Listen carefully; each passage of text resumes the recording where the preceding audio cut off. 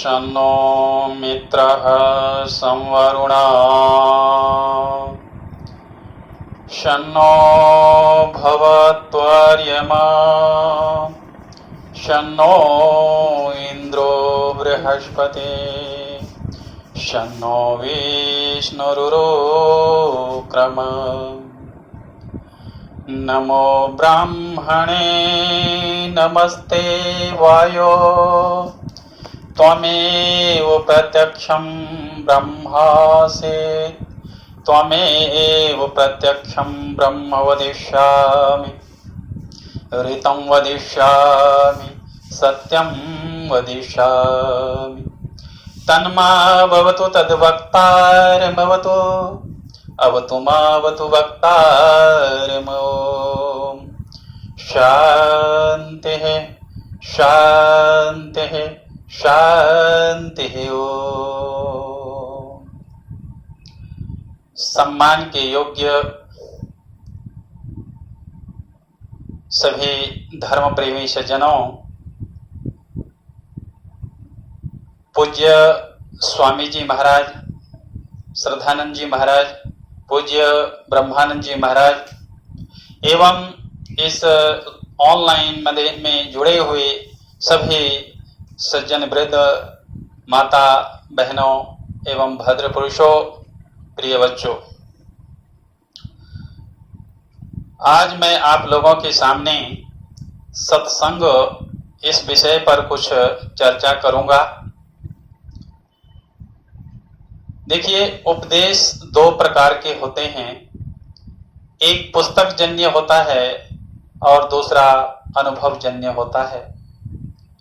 पुस्तक जन्य पुस्तकों को अध्ययन करके प्राप्त करते हैं और अनुभव जन्य जो होता है उनके जीवन में जो कुछ अनुभव होता है उस आधार पर अपने विचार को वह प्रकट करते हैं। कहते हैं कि विद्वान जो लोग होते हैं वह मंथन करते हैं और काव्यों से खेलते रहते हैं और अपने अनुभवों को वह बांटते हैं, प्रवचन के रूप में, लेख के रूप में, काव्य के रूप में, किताबों के रूप में अपने अनुभव को सभी सज्जनों के सामने में, सभी जनता के सामने में लाने का प्रयत्न उनका रहता है। उसी तरह से मैं भी जिस समय आचार्य नयन कुमार जी मुझे बोले कि आपको सत्संग इस विषय पर बोलना है, तो मैंने सोचा कि मैं भी क्यों ना इस सत्संग से पूछूं कि हे बहन, मैं तुम्हारा परिचय देना चाहता हूं और आचार्य जी का आदेश है कि मैं तुम्हारा परिचय दूं, सत्संग की महिमा को बताऊं। तो बहन, तुम मुझे ये बताओ कि मैं तुम्हारा परिचय मैं कैसे दे पाऊंगा, कैसे दूं। आचार्य जी के कहने के बाद मैंने थोड़ा सा ध्यान लगाया और ध्यान के माध्यम से उस सत्संगति जो है उनसे मैंने बात की और कहा कि हे बहन, मुझे ये बताओ कि मैं तुम्हारा परिचय देना चाहता हूं। उन्होंने कहा, शास्त्री भैया मेरे पास आ जाओ और मैं तुम्हें बता देता हूं कि तुमको सत्संग किसे कहते हैं और मैं अपना परिचय बता दूंगी। मैंने उनके पास जाने का प्रयत्न किया, सत्संग के पास जाने का प्रयत्न किया, सत्संगति के पास। जब मैं पास गया तो संगति बहन कहती है कि भैया शास्त्री और मेरे पास आ जाओ। मैं और पास गया, वो बोलती है कि और मेरे नजदीक आ जाओ। मैंने कहा, बहन अब मैं तुम्हारे पास कहाँ जाऊं, मैं तो तुम्हारे सामने में उपस्थित हो चुका हूं। कहती है कि शास्त्री भैया मेरे अंदर उतरो, जब तक मेरे अंदर नहीं उतरोगे तब तक मुझे नहीं समझ सकते हो। संस्कृत का शब्द यह संगति है और संस्कृत भाषा एक वैज्ञानिक भाषा है और पूरे संसार में सबसे अलग ये भाषा है। और इन भाषा के जो शब्द होते हैं वह अर्थ को तो प्रतिपादित करते ही करते हैं, जैसे कि इतर भाषा होती है, उन भाषाओं के शब्द विशिष्ट अर्थ को प्रतिपादित करने के लिए अर्थ शब्द बनते हैं। लेकिन संस्कृत और इतर भाषा के शब्दों में बहुत बड़ा अंतर है। दूसरे जो भाषा के शब्द होते हैं वह अर्थ को प्रतिपादित करने के लिए होते हैं। एक अर्थ के लिए अनेक शब्द होते हैं और उन अनेक शब्दों का एक अर्थ के लिए प्रयोग होता है। लेकिन संस्कृत भाषा में भी अर्थ को प्रतिपादित करने के लिए शब्द होते हैं और उसके पर्याय शब्द भी होते हैं। लेकिन सभी पर्याय शब्द का एक ही अर्थ नहीं होता है, ये संस्कृत की विशेषता है। और संस्कृत शब्द और दूसरे शब्दों में एक और अंतर है कि दूसरी भाषा के जो शब्द हैं वह अर्थ को प्रतिपादित करने के लिए होते हैं, उसी तरह संस्कृत के भी शब्द अर्थ को प्रतिपादित करने के लिए होते हैं, लेकिन उसका एक अपना इतिहास होता है जो इतर भाषा में नहीं मिलता है। इतर भाषा का जो शब्द है उसका कोई अपना इतिहास नहीं होता, वो सिर्फ अर्थ को प्रतिपादित करता है। लेकिन संस्कृत भाषा की ये विशेषता है कि उनका अपना एक इतिहास होता है और उसी इतिहास को जानने के लिए मैं संस्कृत के जो ये वैदिक शब्द है सत्संगति, उसके पास जाने का मैंने प्रयत्न किया। तो सत्संगति कहती है कि भैया तुम एंट्री करो मेरे अंदर। मैंने पहला पग जब एंट्री किया और उसके पास गया तो पहला पग जो था वो सत था और सत की पायरी पर मैंने रखा पांव। तो मैंने कहा कि बहन मैं सत्य तक तो पहुंच गया हूं, सत्य पर आ गया हूं। बोले भैया ठीक है तो और एक कदम बढ़ो। मैं एक और कदम बढ़ाया तो आगे संग था। तो बोले मैंने कहा कि सम यहां पर सम है बहन। बोले कि बिल्कुल ठीक है शास्त्री जी, आप सम तक पहुंच गए हो और थोड़ा सा बढ़ो। मैं थोड़ा सा और बढ़ा तो गो उसके साथ जुड़ा हुआ था। तो मैंने कहा बहन ये तो संग है। बोले भैया थोड़ा सा और बढ़ो, तो उसमें ती लगा हुआ था तो संगति। तो बोला कि भैया तुम मेरे पास अब पहुंच चुके हो। मैंने कहा बहन मैं तुम्हें समझा नहीं, मैं तुम्हें नहीं समझ पाया कि मैं तुम्हारे पास कैसे पहुंच गया हूं। तो वह कहती है कि बस संगति तो मैं हूं, जो संग में गति करती हूं और वही मैं हूं। गम धातु से गति शब्द बना है जिसका अर्थ होता है क्रिया करना, गमन करना, जाना। अगर ये शाब्दिक अर्थ ले तो जाना होता है। तो संग में गति करने वाली ही मैं हूं। तो मैंने कहा कि फिर भी नहीं समझा बहन, और थोड़ा सा इसको उघड़ करके मुझे बताओ। तो कहते हैं कि मैं आत्मा हूं। मैंने कहा आत्मा कैसे हो तुम? तो अतति इति आत्मा, जो हर हमेशा गति करती रहती है वही तो मैं हूं, मैं ही गति करने वाली हूं। तो इस दुनिया में जो गति करने वाली हर हमेशा गतिमान रहती है वह आत्मा होती है। तो कहती है कि मैं संग में रहती हूं और संग के साथ गति करती हूं, तो मैं ही तो गति करने वाली हूं संग की। तो मैंने कहा मां बहन संग क्या होता है फिर? बोले कि संसार जितना जो है बना हुआ, ये दुनिया जो बनी हुई है ये संग से ही बनी है शास्त्री जी। ईश्वर, जीव, प्रकृति, ये तीनों मिलकर के एक संग बनता है। संग का अर्थ होता है योग, संग का अर्थ होता है एकत्रीकरण, संग का अर्थ होता है मिलन। मिलन को ही तो संग कहते हैं शास्त्री जी। इसलिए ये दुनिया जो बनी हुई है वह मिलन से बनी है। ईश्वर, जीव, प्रकृति, यही तो मिलन है। और मैं आपके साथ भी तो मिली हुई हूं शास्त्री जी। मैंने कहा वो कैसे मिली हो? तो कहती है कि भैया आपने रामायण को पढ़ा है? मैंने कहा पढ़ा तो हूं बहन, लेकिन तुम्हारी वाणी से अगर मैं सुनो तो मुझे अच्छा लगेगा। तुम्हें हमें बता दो, मैं जो चाहता हूं वो तुम उत्तर दे दो।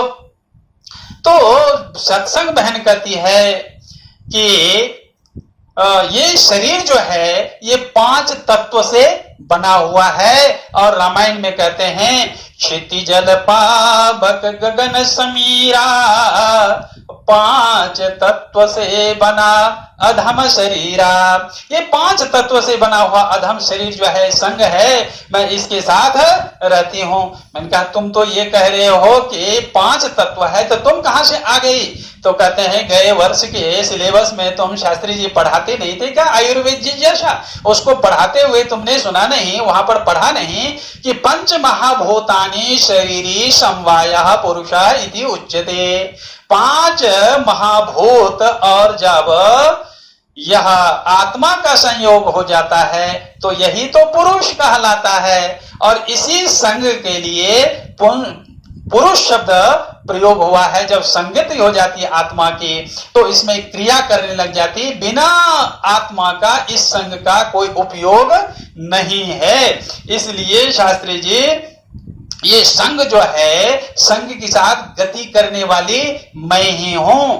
तो मैंने अगला प्रश्न पूछा, बहन मुझे और भी पूछना है आपसे। उन्होंने कहा भैया पूछो। तो मैंने कहा भैया बहन तुम इस संग के साथ क्यों रहती हो, जबकि तूने कहा कि क्षिति जल पावक गगन समीरा, अब 5 तत्व से बना अधम शरीरा। तो अधम का अर्थ तो नीच होता है, तो तुम इस नीच संग में क्यों जुड़ी? तो बड़े प्रेम से हमें संगति बहन कहती है कि भैया इससे साथ इसलिए जुड़ी हूं कि मेरा ये कर्म है और कर्म जो मैंने किया है उस कर्म का फल भोगने के लिए मैं इसमें जुड़ी हूं।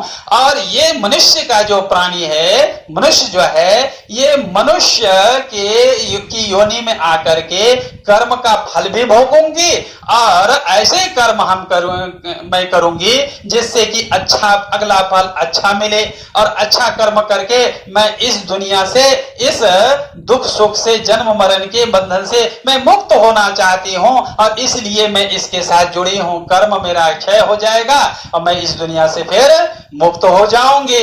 मैंने कहा भाई बहन तो मुक्त कैसे हो जाओगी, ये मुक्त का क्या रहस्य है?